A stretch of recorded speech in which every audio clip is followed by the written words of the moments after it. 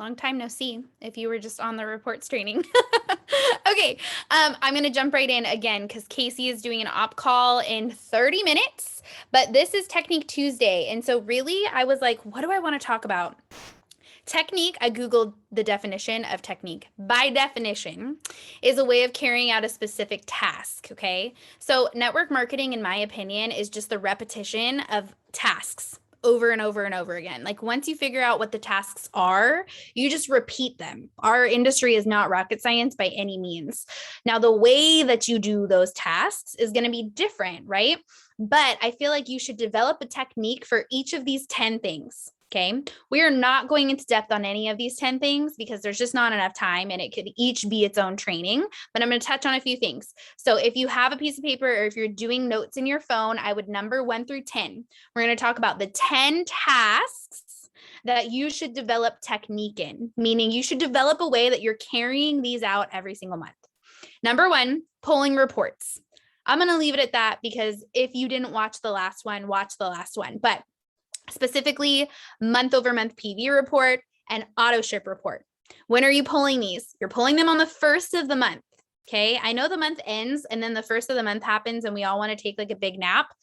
I use that day to try and pull some reports, even if I'm not like grinding and hustling that day, just getting them pulled and saved to my computer so that I can start to go through numbers. Okay. Also, the 16th of the month is a big day for pulling reports because that's the day after auto ships finish running. And then the last couple days of the month. Okay. If you missed the training we did right before this, I'm uploading it to YouTube right now. And I kind of go more into depth on 2 of those reports that I think, in my opinion, are the most important. That's number 1, pulling reports. Develop a technique, figure out what works for you, figure out what reports are the most, like powerful in your business. The second thing, pitching your products, your business, and yourself. When are you doing it? When are you doing it? If you are not pitching your products, your business, and yourself throughout your month, you are not working in you're not staying in phase 1. You're not going to be growing your business personally. The pitch is what grows the business. Okay. There's all these other things that you have to pitch. So when are you doing it? How often are you pitching your business? Are you doing it in person? Are you doing it online? Right? Everybody is going to pitch themselves, their business, and their products differently. So you need to develop a technique in that. You need to have a plan. How often are you doing this? How many times a day are you doing it? Where are you doing it? You get the point. Develop a technique in pitching your business. Number 3 is presenting. This is different than pitching, okay? When we're talking about pitching yourself, your products, and your business, that's a staying in phase 1 thing. When we're talking about presenting, that's really where you duplicate this for your team, right? You're presenting in Fab Fives for new ambassadors. You're presenting in op calls that your team is inviting, right? Because when people are inviting to your presentations, they're edifying you. And you shouldn't be edifying yourself. You should always be edifying a leader. So pitching is your phase 1. Presenting is what you're doing for other people to edify you as a leader and you to show those people the business. Okay. So when are you presenting? Actually, when are you presenting? Okay. Raise your hand if you are already presenting. If you're not raising your hand, I want you to do a presentation this week. Even if it is 2 people, you guys, practice presenting, get comfortable being uncomfortable. Do you present on a schedule? Some people are going to present regularly. They have a schedule for it, like every Monday at this time or every Tuesday and Thursday. Some people are more random. I'm a little more sporadic with when I present, but I still present multiple times a week. And most of mine are in a Fab 5 setting, meaning they're for a few ambassadors at a time. There is no way that's better than the other way, as long as you're presenting. Okay. So figure out your technique in that. Are you someone who's going to do better with the schedule? Are you someone who's going to do better with the big op calls where you open it up to your whole team? Or do you like to function in those small Fab 5 calls where you're doing it for a few ambassadors or a small pod at a time? Like I said, there's no wrong way. If you're presenting, and that's awesome, but figure out what's going to work best for your business here. Number 4 is organization. In my opinion, this is the way that people differ the most. I don't think you'll ever find two people who organize their business exactly the same. But it's necessary to have technique in this. Being a business owner means a lot of self-regulation and a lot of self-discipline. And if you're not organized, that is going to be really, really difficult for you to carry out. Okay. So you need to figure out how you're staying organized. I'm going to go really quickly over the way that Kristen Wyatt organizes part of her business, because I think that this is really, really simple, but just know that this could be lists. This could be note sections in your phone. This could be having an actual like physical planner. This could be using an app. There's apps like called like Simple Prospect and stuff like that are meant for network marketing organization. Again, there's no wrong way to organize your business, but you need to figure out how you're doing it. Because if you don't have any system at all, it means you're not organized. And this isn't going to be duplicatable for you, just even on your own level at all. Okay. This is how Kristen Wyatt organizes a big chunk of her business. She takes a piece of paper. I know this is hard to see and it's backwards for you guys, but she splits it into 4 columns. 1, 2, 3, 4. Each of these columns has a name. This one is called peak. This one is called exposed. This one is called connected. And then this is additional information. Every single person, prospect, potential, whatever you call them, they always start in this first column, which means you have piqued their interest. These are people who like your posts. These are people that you meet at a party when you're drinking your sport and they ask what it is. You have piqued their interest and they are now on your potential list because they've kind of come back and showed, okay, yeah, I am kind of interested, right? This would be the first column. Now, all of these peak people then are going to move into exposed because we should be inviting them to what? A presentation. So they're going to come to a presentation. They're going to come to an in-person event. And once they have attended that, they are officially exposed to Q Sciences. And so they move into this second column. Okay. And you either erase or like cross off from that peak column. Now, once they've been exposed, you're going to figure out, are they interested or are they not interested? If they're interested, they should get connected. Connected means you are connecting them with an edified upline or an edified member of your team that you're working with. Okay. So I would introduce my people to Casey, or I would introduce my people to Marissa if I'm placing in that leg, but I'm getting them connected to some kind of edified leader. Once they're connected in that chat or that Zoom or whatever has happened, they again are removed from the exposed column and they're moved into the connected column. And then from here, they're either signing up or they're not. Okay. If they're not signing up after they've been connected to that edified leader, you would put them into this last column, which is additional information. This means they're the people who need more time. They're the people who need to research a bunch of ingredients. You need to send them 75 product info sheets or a bunch of videos, or they just need a bunch more information, right? We all know those people. I am those people, so it's okay. They will still sign up, but you're moving them through these columns. Okay. Now, what's the point of the columns? It's so you know where you left off. Okay. You can get this huge long list of potentials. And then you're like, oh my gosh, I was talking to Carolina, but I don't remember. Did she see a presentation? Does she need product info sheets? What do I even send her? Where do I start? This is going to keep you organized. You can take a day and you can follow up in one day with all of your peak people. And then the next day, you could follow up with all of your exposed people. And then your next day, you could follow up with all of your connected people, right? It's just a system for keeping your potentials and your prospects of your business in one place and knowing where are they at in this process of getting started. Okay, so one example, you guys. I personally am a notes section in my phone, and I'm a list person. I keep different lists for different things. Again, this could be a whole training call, but I'm going to move on. That's number 4, organization. Find your technique for staying organized. Number 5 is customer care. This is a huge one. Huge one. We run in a business that focuses very heavily on helping people become partners of Q Sciences because we have an incredible business model. We have equally awesome products, but if you're trying to treat your customers the same way that you treat your ambassadors, you're probably not going to have many, or they're not going to stick around for very long. Customers are high maintenance. Okay. You need to figure out a way that you are keeping in contact with them and giving them proper customer service. Okay. Ambassadors, they're here for the business. They should be driven people who are showing up without a million reminders every day. A customer, they just have a consumer mindset. If you don't follow up with them, if you don't give them the proper customer service, they're probably not going to stick around. So you need to be in what I use is the 4-touch rule. Okay. So customer care can look different for everyone. I like the 4-touch rule because I think it's just simple.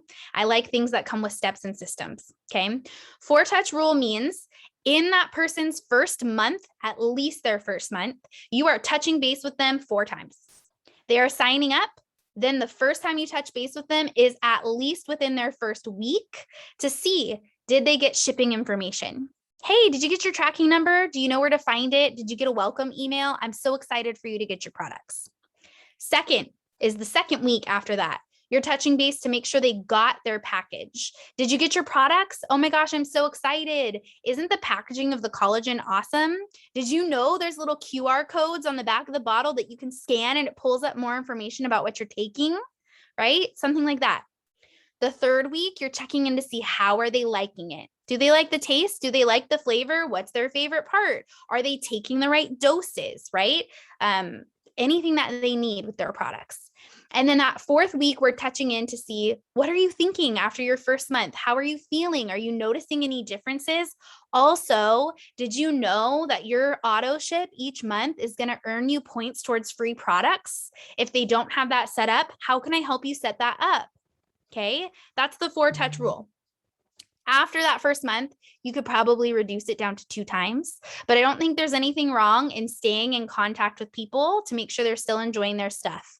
Also, when you're staying in constant contact with your customers, you can upsell, you guys. Everybody wants to act like network marketing isn't sales. It's sales. Network marketing is sales, you guys. If you signed up a customer with the Q Max and they're loving the Q Max, when you're following up with them in that second or third month, you might say, hey, listen, if you're totally just happy with the Q Max, I think that's awesome. But have you looked at our Q Core? Actually, the Q Max is part of it, and it's a whole combo. It is our most popular selling combo. Like 80% of customers order it. You should try it. Let me send you some info. Okay. If you're in constant contact with your customers, each month when you're following up, you are building rapport, you are building a relationship, you are forming trust. What does Erin DeCure say? Sales move at the speed of trust. I have to quote her on every training I do. I feel like it's just not a training if I don't quote Erin. Keep following up with your customers, okay? Find a technique for that in a system. If you don't follow up with them, they will stop ordering. I can promise you, I bet my paycheck on it. They will stop ordering if you don't follow up with them. So have some kind of technique for this.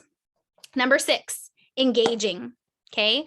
Network marketing takes networking. You have to talk to people. Specifically, a huge chunk of our business in this day and age is done online. If you're someone that builds in person successfully, send your girl a DM because that's not my strong suit. So I'm going to talk to you about engaging on social media. Okay. If you don't engage with people on social media and you're just putting up posts, this is not going to scale to the level that you want it to scale.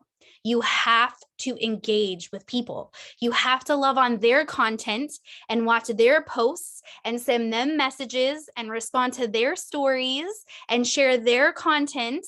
It's engaging, and the algorithms that we work on actually run off of that. Again, this could be a whole training. So what I'm telling you is find a system for engaging. We're not going to talk about all the things that it does or what you should be doing specifically, but you just need to find a technique. Okay. So if you're writing down your notes, a couple of the resources that we have for this, I can only talk about mine. I know that there are so many others. We have amazing people for social media, but I specifically have a training on something I call a hot 20 list. This is a list of people that I'm intentionally engaging with for maybe a week or a month at a time. There's also a resource in the Q Mafia Facebook page that is called Engagement Steps. It's in the files section. And then there's also an Instagram homework thing in there. There's a bunch of stuff, you guys, but you need to just have some kind of system that you're using for regularly engaging with people on social media. Because if you're not engaging with people, they're not actually going to see any of the stuff that you're posting. And even if they are seeing it, if you're not engaging, there's no trust being built there. Okay. The engagement's really important. Figure out an amount of time that you're spending on this each week and figure out how you're doing it so that you're not just aimlessly scrolling through Instagram. Scrolling and just liking random posts, that is not productive engagement. Productive engagement is done with purpose. And if you're really doing it the right way, you're probably following a system because you want to be keeping track of the people that you're engaging with so that you know who to reach out to and talk to. Okay. Just the random engagement on Instagram, it might maybe get you some more views, but it's not going to help you really build trust with specific people who are maybe your prospects and potentials. Number 7, content. Your content. What are you posting? I actually follow a few influencers on social media, and everything that people talk about now is we have moved into a new era of network marketing. You can't just cold message people on Instagram anymore. Like Jake said today, hey hun messages aren't going to get you very far. Okay. You have to have content and a brand. So the technique that goes along with content is, what are you posting? What do you talk about? What's your brand? Are you being consistent with sprinkling Q into who you are? Are you consistently talking about either the products or the business that you love, right? If you're not consistent with it, it's not part of your brand. If it's not part of your brand, people aren't seeing it enough to be exposed to where they're interested. And you're going to be stuck in that hey hun message kind of a thing because you haven't done enough work on your content that is on social media. And your content really does matter. It doesn't need to be pretty and aesthetic and all the things. It needs to be consistent. And it needs to give them something that is building that rapport. Why are people coming to your Instagram? When they come to your Instagram, what are they getting out of it? Or when they come to your Facebook or your Pinterest or your TikTok or whatever platform is out there these days, when people come and they click on your profile, what are they seeing? Why are they going to keep coming back? That's your content, okay? And how are you fitting Q Sciences into that? So figure out your technique for it. If you need help on this stuff, you guys, YouTube has so much information. When I started working my business on Instagram, that's what I did. I self-taught myself Instagram through YouTube videos. YouTube is so helpful. Keywords to look for this: branding, content, personal brand, pillars, niche. You can find a lot of trainings on that, and you can really figure out what your technique is going to look like. How often are you posting? What kind of hashtags are you using? What filters do you use? All of this stuff. Really, that's what falls into your content. It doesn't need to be perfect, but figure out what your technique is so that you're not just kind of like shooting a dart at 27 different bullseyes and hitting nothing. Okay. Number 8, training. This is personal and team training. So when you're talking about your personal self, when is this happening? Where are you getting your training from? Are you getting on calls like this regularly? Are you listening to a podcast? Do you work with a coach? Are you reading a book? Do you watch YouTube videos? When are you training? If you are not training, you're not learning, your mind is not growing, you are not going to continuously move forward with your business, right? You need to always be the old dog that is actually learning new tricks. Okay. So you need to have personal training. And then how are you doing that for your team? I think sometimes people get caught up in this whole thing that you have to have some kind of huge team in order to train them. You can train one person. Who's your newest person that you're helping train? Training is launching your people. It's helping them learn how to present. It's having them present with you. And there's so many different ways that you can train, but figure out your technique for this so that you are always absorbing training and giving training to your team. Okay. Even if it's in small settings, some of the people on my team that are a small pod, I have Rachel, Angela, Jessica, they do Saturday meetings. Every Saturday morning they meet up. I don't even know what they talk about because honestly, I haven't hopped on one before, so I'd be blowing smoke up your guys' tushies. But I know that they get on every Saturday morning and they train together. That's training. Figure out your techniques. Okay. Number 9. Oh my gosh, fingers. Number 9. Hold on. Is self-care. Okay. Self-care is a technique, guys.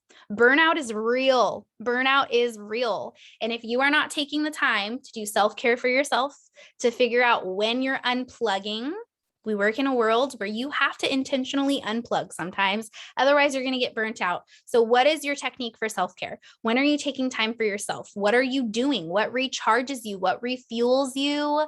How are you making sure that you're taking time to be at 100% so that when you're working your business, it's actually productive and you're not just spinning your wheels stuck in the sand because you're so burnt out that you don't even really know where to do, what to do, and you don't want to do it anyways, right? Self-care, figure out your techniques, figure out your times.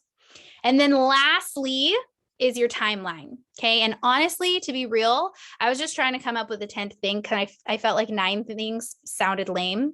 So I was like, what's a 10th thing? Timeline. I started thinking like, you really need to know what your timeline is in this business. Okay. We all come in and we hear these amazing stories like Brittany Hitch's Black Diamond and Casey went platinum in like 2 seconds and all of these things, right? You guys, that's not everybody's timeline. And sometimes I feel like we can be looking at these really awesome, incredible people who have done amazing things in our industry, but it actually can work negatively against us because we're not on that timeline. Casey will nod and be totally okay with me saying that your girl worked like 20 hours a day to go platinum in the time frame that she did. I don't know about y'all. I don't have 20 hours to work this business a day. I'm just going to be real, right? It wouldn't be possible for me to do that. Now, could someone else who comes into this business and work 20 hours a day go platinum in the timeline that Casey did? Sure as heck they can. We have an amazing business. Are most people going to do that? No. They're not. You're probably not going to find many Caseys. Okay. So you need to know what your timeline is. How many hours a week are you working? You should be basing your goals around that. If you're setting up Casey goals for your timeline of working 7 to 10 hours a week, you're going to be really disappointed because it's not going to happen. It's not going to be realistic, right? If you are trying to go platinum, like elite to platinum in the middle of the holiday season, you're going to need to plan accordingly, sis, because that's going to be difficult. Is it doable? Yes. Is it difficult? Also, yes. You just need to know your timelines, okay? And especially when we're talking about the holiday season, I'm going to stress this one for the last couple of minutes we're on here. You need to have a mindset for the holiday season. It is different, you guys. Just like summertime is different, the holiday season is different. So when you're talking about your goals during the holiday season, please know it is okay to have your goal to maintain your business through the holidays. People don't talk about that enough. Maintaining your business is a really, really incredible thing in this industry. So if you're sitting right now at executive and your goal is to go into January as executive, that's okay. That's a great goal. If you're someone who is elite and you're like, you know what, I just want to be able to maintain elite through the holiday season, that's a wonderful goal. It is okay to not always be like, I'm elite and next month I'm going to be gold. Like those are great too, but know your seasons, know that your time commitment weekly, and know your own timeline.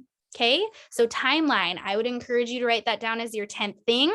Figure out what your technique and your strategy is for that and assess the situation for seasons. Okay, I just adding on a little side note about the holidays. I hope you have a special timeline for January, because if you're laying the groundwork during this season and knowing what your timeline is, okay, example, I'm currently elite and I just want to go into January as elite. Make your timeline for that. But then know when January hits, it's going to be a whole new ball game, y'all. If you lay the groundwork right for maintaining elite through the holiday season, you will be doing all the things, but having the expectation of maintenance.